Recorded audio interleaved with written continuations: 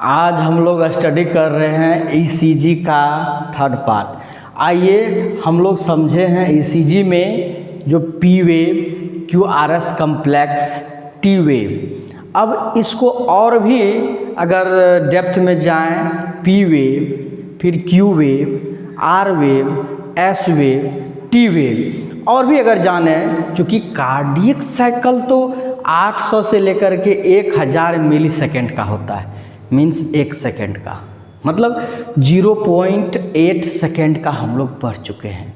0.8 second का एक cardiac cycle होता है, उसका ड्यूरेशन होता है।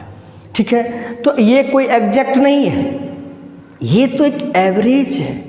रेंज में हम लोग 800 मिली सेकेंड यानी 0.8 सेकेंड से लेकर के 0.9 या 1 सेकेंड की बात लेते हैं। ठीक है, आइए अब समझते हैं कि उसमें जो कार्डियक साइकिल में तो सिर्फ P wave, QRS complex, T wave, इसमें तो 800 या 1000 मिली सेकेंड नहीं होगा। जब मैथमेटिकली उसको कैलकुलेट करेंगे नहीं होगा, तो फिर होगा कैसे? हम जानते हैं कि एट्रियम कॉन्ट्रैक्ट करता है तो पी वेव बनता है, फिर पी वेव बनता है, कॉन्ट्रैक्ट किया तो ऐसा नहीं है कि तुरंत वेंट्रिकल कॉन्ट्रैक्ट कर जाएगा। अब ये कॉन्ट्रैक्ट किया तो बीच में कुछ गैप हुआ होगा, फिर ये वेंट्रिकल कॉन्ट्रैक्ट करेगा। उस गैप में जो इंटरवल की बात आती है, उस बीच में जो सेगमेंट की बात आती है, हम उसकी भी चर्चा करेंगे। आइए पहले हम जो 7 फेजेज ऑफ कार्डियक साइकिल है जो प्रीवियस में स्टडी किए हैं, पहले उसको देख लें। ये आपका फेजेज ऑफ कार्डियक साइकिल है, जिसमें एक हार्ट है, हार्ट के 4 चैम्बर है, 2 एट्रियम, 2 वेंट्रिकल। अब देखिए एट्रियम, अब जो आप पढ़ चुके हैं इसके फिजियोलॉजी को, फंक्शंस को, तो एट्रियम कॉन्ट्रैक्ट करता है तो ब्लड वेंट्रिकल में आता है। यहाँ से शुरू होती है बातें इसकी। तो एट्रियम कॉन्ट्रैक्ट किया, उस फेज का नाम है एट्रियल कॉन्ट्रैक्शन। फिर अब क्या है, जैसे कॉन्ट्रैक्ट किया तो ब्लड इसमें फिल हो गया। अब फिल हो गया तो अब जो है सो फिल होता रहेगा, ऐसी बात तो नहीं है। ये हो गया है तो अब इसका काम होगा, तो इसका काम कंप्लीट। अब जो इसका काम होगा तो यहीं पर क्या होता है, ये वाल्व और ये वाल्व क्लोज होता है। अब क्लोज क्यों होगा है, तो ऐसा क्लोज, जैसे प्रेशर इसमें यहाँ ऐसे नोड से ए भी नोड, ऐसे नोड में इलेक्ट्रिक जनरेट होता है, वहाँ से इम्पल्सेस ए भी नोड में, ए भी नोड से इसमें बंडल ऑफ हिस में, बंडल ऑफ हिस से चला जाएगा, बंडल ब्रांच ऑफ हिस से चला जाएगा पुरकेंजे फाइबर में। पुरकेंजे फाइबर फिर जो है सो इसको कॉन्ट्रैक्ट कराएगा। तो अब क्या होगा, इसमें जो ब्लड है, इसमें जो ब्लड फिल हुआ है, भरा है, तो अब जो होगा वो होगा क्या, आइसो वॉल्यूमेट्रिक कॉन्ट्रैक्शन। इसका मतलब हुआ, आइसो मीन्स सेम, वॉल्यूमेट्रिक मतलब हो गया वॉल्यूम। अब सेम वॉल्यूम उसमें आ गया, मतलब कांस्टेंट हो गया। अब क्या करेगा ये, कॉन्ट्रैक्ट। अब इसका अगला काम होगा, अब जैसे ही ये आइसो वॉल्यूमेट्रिक कॉन्ट्रैक्शन होगा तो गेट लॉक। अच्छा एक बात जानते हैं, जब आप अपने कमरा यानी रूम का अपने दरवाज़ा खोलते हैं, गेट खोलते हैं, तो खोलते हैं तो उसमें खट से आवाज़ नहीं उठता, लेकिन जब लगाते हैं तो गेट खट से उठता है।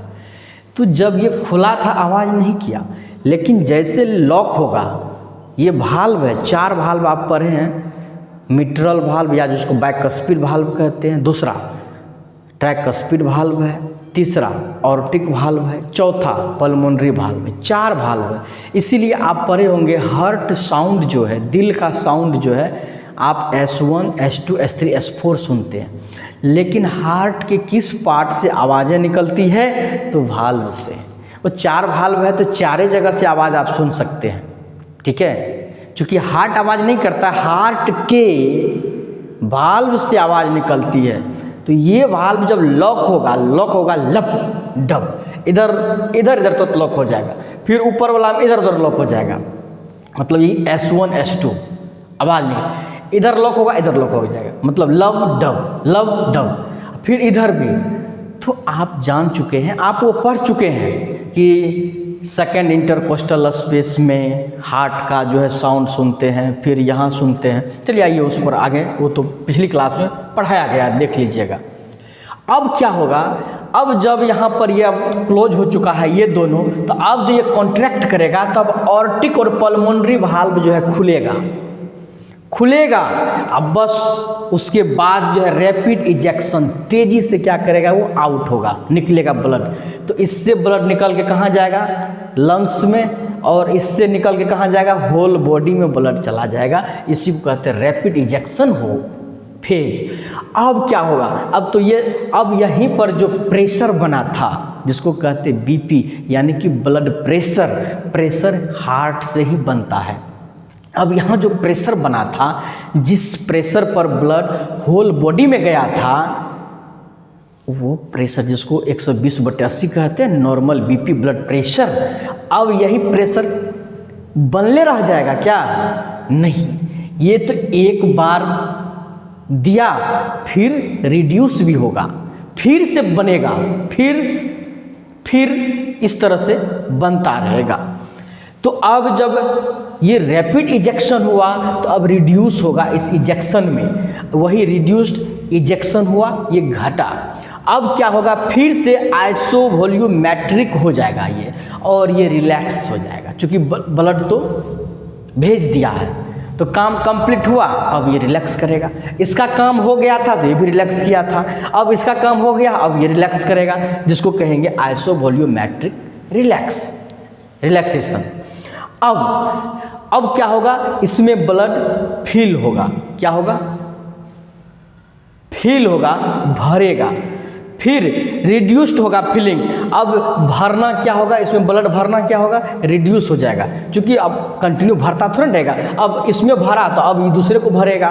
तो अब जब फिर अब इसमें जो भरना रिड्यूस्ड हो गया, फिलिंग ब्लड भरना, तो अब इससे इसमें आएगा, तो इसमें से जो आएगा तो उसी को फिर कहेंगे एट्रियल कॉन्ट्रैक्ट, मतलब यहाँ से फिर दोहरा आ गया।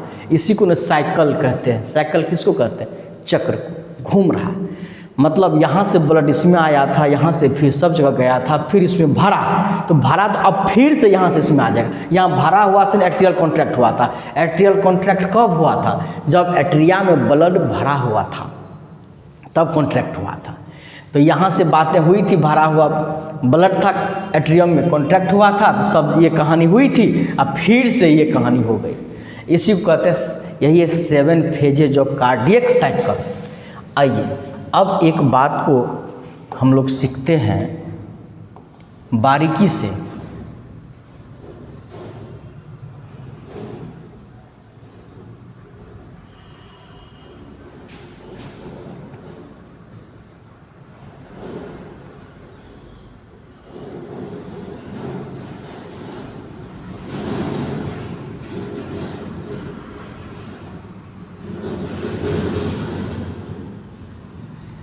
अब देखिए ये एक ECG का 1 कार्डियक साइकिल का है ये। अब देखिए यहाँ फिर से वहाँ P वेव बनेगा, जिसको दिखा देते हैं। ये P वेव, ये जो है P वेव यहाँ बनेगा, ये P वेव बनेगा, ठीक है। तो आइए हम लोग यहाँ आते हैं, इस पर कि ये क्या बना है, P वेव, यहाँ क्या बना है Q, यहाँ क्या बना है R, यहाँ क्या बना है S, यहाँ क्या बना है T, दिखाई पड़ती है, ठीक है। ये कब बना, तो आप जानते हैं कि ये जो हार्ट है आपका, जो ये हार्ट है, इस हार्ट में ये एट्रियम कॉन्ट्रैक्ट करता है। एट्रियम जब कॉन्ट्रैक्ट करता है, ये वाला जब कॉन्ट्रैक्ट करता है हार्ट का ये चैम्बर, तो P वेव बनता है। जब ये कॉन्ट्रैक्ट करता है तो क्यू आर एस कम्प्लेक्स बनता है। जब दोनों ये रिलैक्स, वेंट्रिकल जब रिलैक्स करता है तो टी वेव बनता है। अब देखिए एट्रियम और वेंट्रिकल को हम लोग ईसीजी से इसीलिए समझ जाते हैं कि एट्रियम में प्रॉब्लम है कि वेंट्रिकल में, लेफ्ट एट्रियम में है कि लेफ्ट वेंट्रिकल में, या राइट एट्रियम में या राइट वेंट्रिकल में, ये सब गड़बड़ियाँ यहाँ हम लोग जान लेते हैं। अब आइए इसमें एक बात जानते हैं कि हम लोग क्या क्या देखते हैं। पहली बात तो पी वेव को जो एट्रियम कॉन्ट्रैक्ट करता है, फिर क्या देखते हैं क्यू आर एस कम्प्लेक्स को, फिर किसको पढ़ते हैं टी वेव को। बस पहले इस तीन चीज़ को समझते हैं। इस तीन चीज़ में क्यू आर एस कम्प्लेक्स में क्यू वेव को भी पढ़ेंगे, आर वेव को पढ़ेंगे और एस वेव को भी पढ़ेंगे, एस वेव को भी पढ़ेंगे। ये क्यू आर एस कम्प्लेक्स में या तो अलग अलग से पढ़ लें या इसको तीनों को जोड़ करके क्यू आर एस कम्प्लेक्स में पढ़ लें, इसीलिए क्यू आर एस कम्प्लेक्स को हम लोग पढ़ते हैं। नहीं तो और लेंदी हो जाएगा, क्यू वेव का, आर वेव का, एस वेव का, सब का याद रखना पड़ेगा, ये टी वेव का। तो हम लोग इस बात को समझ रहे हैं कि ये पी वेव कब बनता है, जब एट्रियम कॉन्ट्रैक्ट करता है। ये क्यू आर एस कम्प्लेक्स कब बनता है, जब वेंट्रिकल कॉन्ट्रैक्ट करता है। ये टी वेव कब बनता है, जब वेंट्रिकल रिलैक्स करता है ना, रिपोलराइजेशन के लिए। Atrium depolarisation, ventricle depolarisation, ventricle repolarisation. Atrium depolarisation, ventricle depolarisation, ventricle repolarisation, ये रिपोलराइजेशन है। आइए अब इस बात को समझते हैं यहाँ पर, यहाँ कि पी वेव जब बनेगा तो कितना लंबाई, चौड़ाई, मोटाई जो समझते हैं ना, जब हम दो चीज़ इसमें देखेंगे वेव का, एक देखेंगे लेंथ, एक देखेंगे ब्रेथ, मतलब चौड़ाई। तो ऊंचाई, तो यहाँ पर जो हॉरिजॉन्टल और वर्टिकल है, हॉरिजॉन्टल में टाइम चलता है ड्यूरेशन, और वर्टिकल में क्या चलता है वोल्टेज, एम्पलीट्यूड। तो यहाँ ड्यूरेशन देखेंगे तो पी वेव का जो ड्यूरेशन है, पी वेव बनने में जो टाइम लगता है वो सीखते हैं हम लोग। तो उसमें जानते क्या लगता है, 80 से लेकर के 110 मिली सेकेंड लगता है ना। अब इसी को अगर हम बात कहें तो लिखने के लिए इसको लिख सकते हैं 0.8 सेकेंड, ठीक है। और से लेकर के कितना हो जाएगा ये 1 सेकेंड हो जाएगा, है ना, क्योंकि या 0.11 कर देते हैं उसको, ठीक है। चूँकि ये 110 है यानी कि 1 सेकेंड से कुछ ज़्यादा है, तो कुछ बातें होती है जो हम लोग एवरेज में लेते हैं। तो आइए ना उसी चीज़ को हम रख देते हैं, तो यहाँ हो जाएगा 0.11। कोई दिक्कत, ये इतना सेकेंड हुआ। यहाँ हम लोग बात किए थे 110 मिली सेकेंड की, तो अब यहाँ आया। अब आइए आगे, इसको और भी हम लिख सकते हैं, इसको ये लिख सकते हैं बॉक्सेस, कितने बॉक्स में जाएगा। तो जानते हैं जब इसको हम 40 से भाग देंगे तो 2 से 3, यानी कि 2 से लेकर 3 स्मॉल बॉक्स में जाएगा, या mm कह दें, एक बॉक्स 1 mm होता है, 2 से 3 mm में जाएगा, टाइम लेगा। या इसी को लिख दें 2 से 3 स्मॉल बॉक्स। ये चारों एक ही बात है, आपको जो बातें याद रहे वही रखना है। अभी ड्यूरेशन की बात है, क्यों आगे जो बढ़ रहा है, अब कितने ऊपर जा रहा है इसकी बात अभी नहीं कर रहे हैं। आइए अब जो क्यू आर एस कम्प्लेक्स है, क्यू आर एस कम्प्लेक्स, इसमें जानते हैं कितना टाइम लगता है। ये जो है ये भी 80 से लेकर के 120 मिली सेकेंड, एम सेक लिख दे या एम एस यहाँ लिखे मिली सेकेंड। अब अगर इसको अगर सेकेंड में कहें तो 0.8 सेकेंड होगा, से लेकर के ये 0.12 हो जाएगा सेकेंड। कोई दिक्कत? कोई दिक्कत नहीं। अब अगर इसमें हम भाग देंगे 40 से तो फिर वो 2-3, चूंकि 40 मिली सेकेंड का एक बॉक्स को क्रॉस करने में टाइम जो लगता है वो 40 मिली सेकेंड लगता है। क्यों? क्योंकि 25 mm पर सेकेंड की रफ्तार से ECG मशीन चलता है, तो पेपर का और हार्ट का एक्टिविटी को इंटरप्रेट करता, रीड करता है, ठीक ना, उसको रिकॉर्ड करता है। तो उस रिकॉर्डिंग के अनुसार चलते हैं हम लोग, तो 2 से 3 mm होगा, यानी कि इसको अगर कहते हैं तो 2 से 3 स्मॉल बॉक्स में जाएगा। शायद आप लोग इस बात को समझ गए होंगे। अब अगर बारी बारी से बात करें इस QRS कम्प्लेक्स में कि QRS कम्प्लेक्स है, तो उसमें अगर हम किसकी बात करें, Q वेव की बात करें, R वेव की बात करें, S वेव की बात करें, तो इसमें जानते हैं इसमें जो Q वेव है, Q वेव ये 20 से 40 मिली सेकेंड का ही होता है बस। और इसमें जो R वेव है, ये R वेव है, R वेव जानते हैं, ये R वेव जो है 50 से 80 मिली सेकेंड का होता है बस। अब यहाँ हम लोग को S वेव है, बस S वेव जो है, S वेव, ये S वेव भी मात्र 20 to 40 मिली सेकेंड का होता है।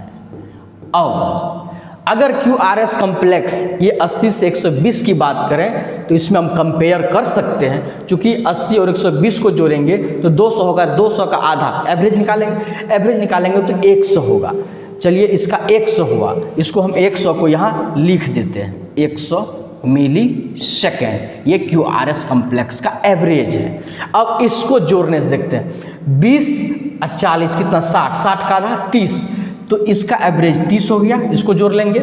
अब 50 80 130 है ना, तो उसका एवरेज निकाल लेंगे तो 60 हो जाएगा, ठीक है। अब इसका कितना 30, तो अब देखिए 30 60 120, देखिए लगभग, अब कहीं इसमें क्या है, इसमें कुछ सेगमेंट भी है, सब जोड़ करके लगभग 100 मिली सेकेंड, यानी कि यही QRS कम्प्लेक्स है। क्योंकि आपको 30 60 120 हुआ तो 120 तक तो चलता ही है, ये एवरेज की बात है, सब कैलकुलेट करके बताएंगे। आइए अब कुछ बात को यहाँ समझते हैं। अब T वेव जो है, वो T वेव जो कि वेंट्रिकुलर रिपोलराइजेशन के लिए है, उस चीज़ को समझते हैं।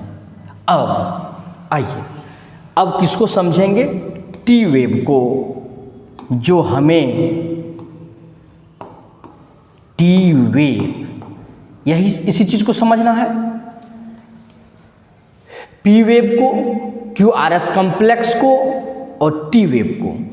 T वेव जो है इसका ड्यूरेशन है 160 से लेकर के 240 मिली सेकेंड। अब कन्वर्ट करेंगे, इसको सेकेंड में कन्वर्ट करेंगे तो कितना होगा, तो 0.16 होगा, ये 0.24 हो जाएगा सेकेंड में। इसको मिली सेकेंड है, सेकेंड में। हम बॉक्स में करना चाहते हैं इसे, बॉक्स में, जो कितने बॉक्स में होगा, तो 40 से तो 4, इधर कितना हो गया, तो यानी कि आपको 4 से 5 है ना, 6 भी जा सकता है, पूर्ण तो नहीं है, तो 4 से 6 बॉक्स में ये जाएगा, या नहीं तो एवरेज करके उसका निकाल लेते, तो ये हो जाएगा 160 और 240 400 हो जाएगा, 2 2 4, हाँ 400 का आधा 200, तो 200 में भागा दे दीजिए 200 में अगर भगा दे देंगे 40 से तो 5 से 6 बॉक्स हम इसका ले लेते हैं, क्योंकि एवरेज निकाल करके ले लें तो बेहतर होगा। ठीक है, तो इसका हो गया कितने बॉक्स, 5 से 6 बॉक्स हुआ ना, इसका हो गया कितना 5 to 6 स्मॉल बॉक्स, या mm की बात कर देंगे। ठीक है, तो आपको ये टी वेव जो है 5 से 6 mm यानी कि 5 से 6 स्मॉल बॉक्स में जाएगा। ठीक है, mm भी हो गया, ये भी हो गया। अब ये जो मिली सेकेंड की बात है तो वो भी लिख दे सेकेंड में भी, जब वहाँ लिखे ही थे तो इसको भी लिख देते, इतना सेकेंड ने 0.24 सेकेंड। ठीक है, अब आइए इस बात को समझते हैं। ये अब आप देख रहे हैं, इसी पर आप इस चीज़ को समझिए। किस चीज़ को? इस चीज़ को कि यहाँ से चला, ये जो पी वेव बना, तो पी वेव में कितना टाइम लगा, तो यहाँ आइए आपको 100 मिली सेकेंड एवरेज इसका लिख देते हैं। इसका एवरेज कितना निकलेगा, इसका एवरेज कितना निकलेगा 100 मिली सेकेंड। इसका एवरेज कितना निकलेगा, लगभग 100 मिली सेकेंड। इसका एवरेज कितना निकलेगा, लगभग 200 मिली सेकेंड। निकला था ना 200 मिली सेकेंड। 3 चीज़ अभी आप हमको वहाँ बताइएगा, 100, 100, 200। आइए, तो यहाँ तक में 100 मिली सेकेंड का टाइम लगेगा। अब यहाँ आ रहा है, ये आगे गया और अब आप देख रहे हैं इस तरह से आगे जा रहा है। मतलब ये हुआ, अब देखिए निगेटिव, यहाँ जो निगेटिव में है ये Q और ये S, वो पिछली क्लास में पढ़ा दिए, पार्ट 1 पार्ट 2 में देख लेना है। आइए अब आपको यहाँ समझना है, ये P वेव जो जनरेट हुआ तो इसका मतलब यहाँ से लेकर के यहाँ तक में जो टाइम लगा उसमें टाइम कितना लगा आपको 100 मिली सेकेंड, यानी 0.1 सेकेंड। अब यहाँ से जो ये QRS कॉम्प्लेक्स बन रहा है, ये Q है, ये R है, ये S है, ये T है। यहाँ से जो अब Q यहाँ से बन रहा है QRS, यहाँ तक। तो ये जो बना QRS कॉम्प्लेक्स, इसमें कितना का टाइम लग रहा है, ये भी लगभग 100 सेकेंड का। अब देखिए T वेव यहाँ से बन रहा है, क्योंकि अब ई छट रहा है, सबको जोड़ देंगे तो वह 0.8 सेकेंड यानी कि 800 मिली सेकेंड से 1000 मिली सेकेंड यानी कि 1 सेकेंड का होगा। दूसरा बनने तक, यहाँ जो फिर से पी वेव बन रहा है वहाँ तक में, यहाँ से लेकर के यहाँ तक में 1 सेकेंड का पूरा काम है।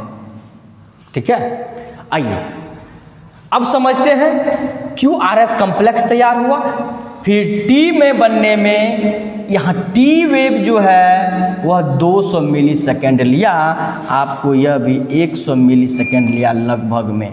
आप जानते हैं कि ये 2 से 3 बॉक्स स्मॉल बॉक्स, ये भी 2 से 3 स्मॉल बॉक्स लिया, थोड़ा सा बढ़ भी जाता है कभी कभी, और ये 5 से 6 स्मॉल बॉक्स लिया।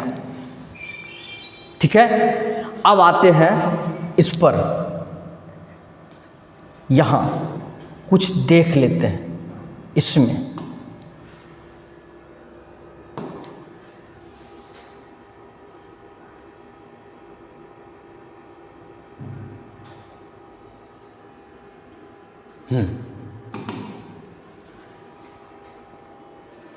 ये रहा ECG का, यहाँ देखिए आपका ये ECG पेपर है, इसमें सिर्फ बड़े बड़े बॉक्स दिखाए गए हैं। इस बड़े बॉक्स के अंदर में भी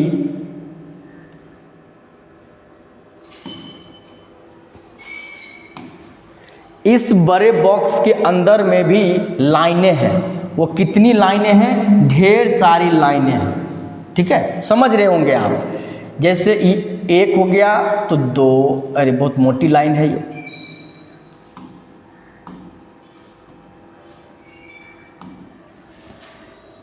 ये एक लाइन है, तो दूसरी लाइन, तीसरी लाइन, चौथी लाइन और ये पांचवी लाइन है। फिर इसी में जो है एक और लाइन है, ऐसे इसी में ये एक लाइन है, तो पहली, दूसरी, तीसरी, चौथी और ये पांचवी लाइन है। समझ रहे होंगे, दिखाई पड़ रही है आप लोगों को? तो छोटी छोटी लाइन पर, 5 छोटी छोटी लाइन पर एक मोटी लाइन है, फिर मोटी लाइन है, 5 छोटी लाइन पर। आइए अब समझते हैं। अब इसमें जो ये छोटी छोटी लाइन है, तो आपका पी वेव जो बना है, सिर्फ पी वेव, यह पूरा घर में तो नहीं है।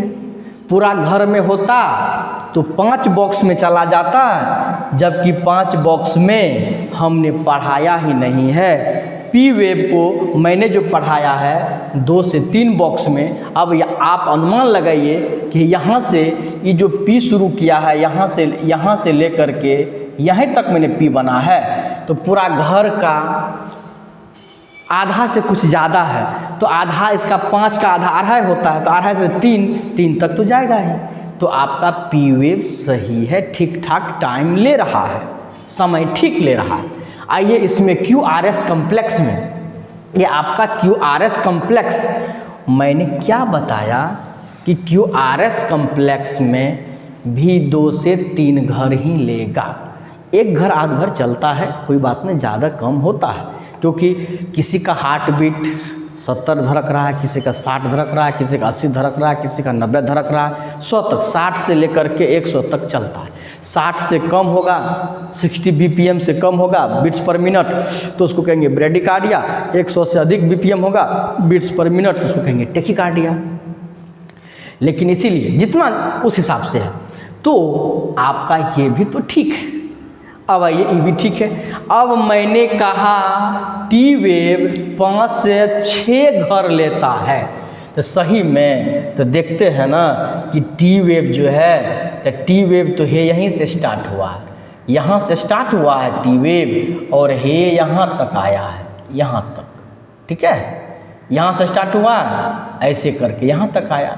अब बताइए, आधा ही घर में है, आधा ही घर में है, तो मतलब आधा एगो घर पूरा हो गया। तो एगो घर पूरा हो गया, तो एगो घर में कते खटाल, ये जो छोटका देख रहे हैं, तो एगो छोटका में 1 2 3 4 5, अरे इसमें एक लाइन और होती, इसमें एक लाइनें और होगी, क्योंकि 5 घर है, हम 4 ही लिए हैं, मिस्टेक है, एक लाइन बढ़ाना पड़ेगा कहीं। अब 5 घर हो गया। दूसरी बात, इसमें इससे भी, अब ठीक है, ठीक है। आइए, तो आप जो देख रहे हैं, तो ये कितने घर हो गए? 5 घर। तो मैंने तो बताया कि आपका जो टी वेव है वह 5 से 6 घर जाता है, कोई दिक्कत नहीं, आपका वो सही है। तो आइए अब आपका ये जो साइकिल है, ये कार्डियक साइकिल का, इस चीज़ को समझे कि P Q R S T ये ठीक ठाक है, ठीक चल रहा है। अब दूसरा जो चलेगा, अब इस चीज़ को भी देखना होता है, तो उसको देखने के लिए है ये जो आर है, ये जो आर है, इस आर के बीच में 25 से 30 घर होना चाहिए, छोटी छोटी। छोड़िए उस बात को, हमको बड़ी लाइन में इसमें याद रखते हैं। ये बड़ी जो है ये बिग बॉक्स, तो बिग बॉक्स को याद रखते हैं, 5 से 6 बॉक्स होना चाहिए। ठीक है, 4 भी रहता है चलता है, उससे कम नहीं होना चाहिए, 6 से भी फिर कम नहीं, मतलब ज़्यादा नहीं होना चाहिए, 6 से ज़्यादा नहीं होना चाहिए।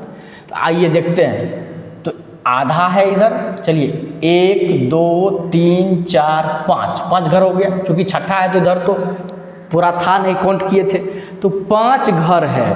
तो इसका मतलब है कि 300 से भागा देते हैं जितने घर है, बिग बॉक्स है, तो इसका हो गया 60 BPM, 60 beats per minute. 1 minute में 60 बार इसका दिल धड़क रहा है। ये ECG बता रहा है, ECG मशीन बता रहा है। ECG मशीन तो बता रहा है कि दिल कैसे धड़क रहा है, लेकिन दिल किसके लिए धड़क रहा है ये नहीं बताता। आइए फिर काउंट करते हैं यहाँ से लेकर के इसमें, तो 1 2 3 4 5, तो इसको कहते हैं नॉर्मल साइनस रिदम। इसका रिदम सही है, ये हर 5-5 पर ये QRS कम्प्लेक्स बन रहा है, मतलब R wave R wave R wave आ रहा है। ऐसा अगर होता कि इसमें 5 आया, इसमें 4 एगो आता, इसमें 3 एगो आता, फिर किसी में 8 आ जाता, किसी में कुछ आता, किसी में कुछ आता, तो फिर वो गड़बड़ है ना। अब ये देखिए, ये एबनॉर्मल ECG है, हम इस पर भी डिस्कस करेंगे। अभी सिर्फ देखना है नॉर्मल है कि एबनॉर्मल है, दिमाग में ये क्या आना चाहिए, क्योंकि P वेव नहीं दिख रहा है सही से, QRS कम्प्लेक्स नहीं दिख रहा है, क्या ये टेकिकार्डिया ब्रेकार्डिया, इस सब चीज़ को आगे समझेंगे। अभी तो इस चीज़ को देखना कि ये एबनॉर्मल है। अब इस चीज़ को ये आगे देखिए, अब इसमें क्या है, नॉर्मल है कि एबनॉर्मल है, गड़बड़ है ये कि ठीक ठाक है, इसको देखना है। देखिए P वेव बना, P के बाद QRS कम्प्लेक्स बनना चाहिए, कहीं था है पता नहीं है, तो QRS एब्सेंट है, इसका मतलब गड़बड़ी तो है। QRS नहीं, वेंट्रिकल कॉन्ट्रैक्ट करता है, QRS बनता है। अच्छा, QRS नहीं बन रहा है, कहाँ परेशानी होगी, बातें समझ में आ रही होगी। एक बात है, जो छोटा है वो छोटा बनता है, जो बड़ा है वो बड़ा बनता है। ECG में भी कमाल का है, P वेव इतने ठोका है तो इसका मतलब एट्रियम छोटा होता है, वेंट्रिकल कितना बड़ा है, इसका मतलब वेंट्रिकल भी बड़ा होता है, तो उसका ये देखिए ECG भी दिखा रहा है बड़ा है। अब एक बात कहते हैं, अगर E ज़्यादा चौड़ा हो जाए तो इसका मतलब एट्रियम चौड़ा हो गया, E बहुत नैरो हो जाए एट्रियम सिकुड़ गया, जिस कारण से हो। अगर E बहुत फैल जाए QRS कम्प्लेक्स तो वेंट्रिकल हाइपरट्रोफी हो गया। अगर E पूरे एक ही लाइन पर मतलब सिकुड़ जाए तो वहाँ भी वो छोटा पड़ गया। तो चलिए ये बात तो हो ही गई, लेकिन यहाँ फिर से देखिए, P QRS कम्प्लेक्स नहीं बना, फिर P बना, अब QRS कम्प्लेक्स तो बना, T वेव भी बना, यहाँ T भी नहीं बना था, T वेव बना, फिर P बना, फिर QRS कम्प्लेक्स नहीं बना। ज़रूर है कि रेड इसको जो है कार्डियोलॉजिस्ट के पास भेज देना चाहिए तुरंत, क्योंकि देख रहे हैं इसका क्या स्थिति है। दूसरी बात, इसको देखिए, इसमें अच्छा एक बात और काउंट कीजिए, आपका इसमें नहीं, यहाँ R के बीच में 1 2 3 4 5, अब 1 2 3 4 में आ गया, और यहाँ देखिए बाइफेजिक M बन रहा है, 1 2 3 4 5 6, एक बार कुछ बन रहा है, मतलब जो टाइम लग रहा है उससे पहले आ गया, फिर अब लेट से आ रहा है, बड़ा गड़बड़ है। और ये देखिए क्या बना हुआ है, बाइफेजिक, तो ये एबनॉर्मल है। क्यों है, क्या है, कैसे है, इस पर भी आएंगे, अभी तो इसका शुरुआत है। आइए इसको देखिए क्या है, क्या जो ECG आप पढ़े हैं P QRS कम्प्लेक्स फिर T, क्या ऐसा है? नहीं है, नहीं है तो इसमें भी समझ गए होंगे, ये भी समझ गए होंगे। आइए अभी नॉर्मल एबनॉर्मल को केवल समझना है, इससे फिर आएंगे उसको पहचानने के लिए, फिर उसका नाम भी जानेंगे, ठीक है। आइए, इसमें पूरा तो नहीं लेकिन एक एक करके दिया हुआ। आइए अब देखिए, P Q है, अब R S, इसका देखिए क्या बन रहा है, तो क्यू आर एस वाइडिंग है, चौड़ा है, और टी वेव इन्वर्जन है, उलट गया, तो गड़बड़ियाँ है। हमको तो ये दिखाना है कि इस खाली कंपेयर करने के लिए कि ओहो कुछ तो गड़बड़ है। गड़बड़ जो है वो बाद में आएंगे उस टॉपिक पर, लेकिन पहले ये तो समझ में आना चाहिए कि कुछ तो गड़बड़ है। आइए, तो अब इसमें आते हैं, देखने से ही पता चलता है कि ये क्यू आर एस कितना वाइडिंग हो गया है, और उससे कुछ इसमें कुछ बन रहा था या कुछ बना है। लेकिन जो हम लोग पढ़े हैं P Q R S complex और टी, ऐसा तो नहीं दिख रहा है इसमें। अरे ये तो बड़ा गजब का है, निगेटिव टी वेव है, यहाँ देखिए एलिवेशन है, फिर इसमें देख रहे हैं क्यू आर एस वाइडिंग है, प्रोलॉन्ग्ड पी आर है। अब आइए सिर्फ देखना है, अब ये सब चीज़ पर आएंगे। ये जो सेट सोडियम चैनल ब्लॉकेड है, ब्रोगडा सिंड्रोम है, हाइपरकैलेमिया है, इस सब पर भी आएंगे। अभी देखना है क्या जो ईसीजी पढ़े हैं वैसा ईसीजी है। अभी ये समझना है कि कुछ तो गड़बड़ है, ये देखना है, या कोई गड़बड़ी नहीं है, ये कन्फर्मेशन सीखना है। इतना सीख गए तो आज का क्लास यही सिखाने के लिए है कि गड़बड़ है या ठीक है। मतलब देखेंगे कि नहीं बिल्कुल ठीक है, देख लेंगे नहीं कुछ तो गड़बड़ है, तो कुछ तो गड़बड़ है, उसके लिए फिर आगे देखेंगे, है ना। अब यहाँ देखिए लग तो रहा है कुछ तो गड़बड़ है। अब यहाँ देखिए, है ना, अब यहाँ जायंट टी वेव इन्वर्जन है, यहाँ short P R interval delta wave है, लेफ्ट वेंट्रिकल हाइपोट्रोफी है। देखिए अब ये बातें समझ में आ गई है। आइए कुछ और भी इस तरह की बातें हैं जिसको कि देख लेंगे फिर।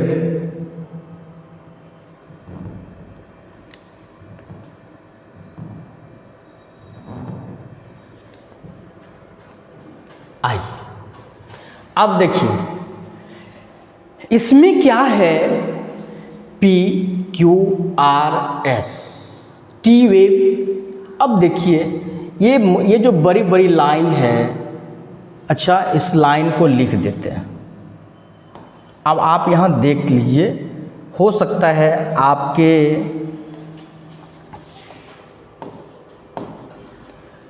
वो दिख ना रहा हो।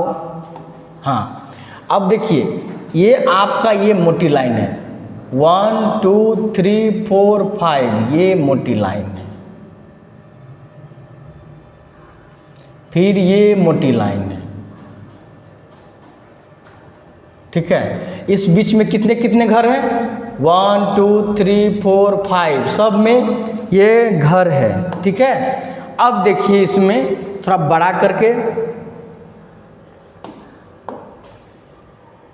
आइए यहाँ देखिए, अब दिखाई पड़ रही होगी कि ये कितने छोटे घर में है, तो 1 2 3 घर में है, तो P का जो है ठीक है, ये टाइम ठीक ले रहा है। अब इसका यहाँ से Q बनता है, तो 1 2 3 बॉक्स में है, ये ठीक ले रहा है टाइम।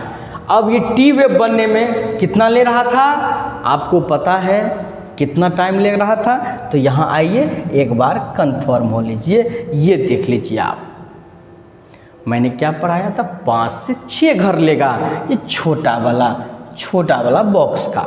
अब देखिए यहाँ से शुरू हुआ है 1 2 3 4 5, ये 6 में आया, 6 घर 5 से 6 घर ले रहा है, मतलब ये भी ठीक है। अब आइए अब इसमें देखते हैं, मैंने कहा था 5 से 6 बॉक्स ये लेता है, बड़ा वाला बॉक्स, तो बड़ा बॉक्स जो है फिर इतना ही इधर है उतना ही उधर है, मतलब 25 से 30 छोटा बॉक्स होगा, 25 से 30 छोटा बॉक्स, 25 से 30 छोटा बॉक्स, 25 से 30 छोटा बॉक्स ये लेगा, इसीलिए इसको साइनस रिदम कहते हैं। अब इसमें देखिए, इसका देख लीजिए क्या है, देखने से ही लग रहा है। अब यहाँ देखिए हार्ट ब्लॉक, अब देखिए पी वेव बना, Q R S complex T बना, फिर पी बना, पी वेव बना, लेकिन QRS नहीं है, फिर P सिर्फ बना, फिर QRS, ये 3 बार जो है QRS कॉम्प्लेक्स नहीं बन रहा है, सिर्फ P वेव बन रहा है, तो ये क्या है, हार्ट ब्लॉक है। एट्रियल फ्लूटर जो है देख लीजिए। फिर एट्रियल फिब्रिलेशन, पहले इस चीज़ को तो समझें कि एट्रियल फिब्रिलेशन क्या होता है और फ्लूटर क्या होता है, या वेंट्रिकुलर फिब्रिलेशन क्या होता है। ये देखिए, आपको देखने से ही लगता है गड़बड़ है, ये ऐसा ECG नहीं है, इसमें कुछ गड़बड़ है। तो आज यही देखना था कि कुछ तो गड़बड़ है, ठीक है।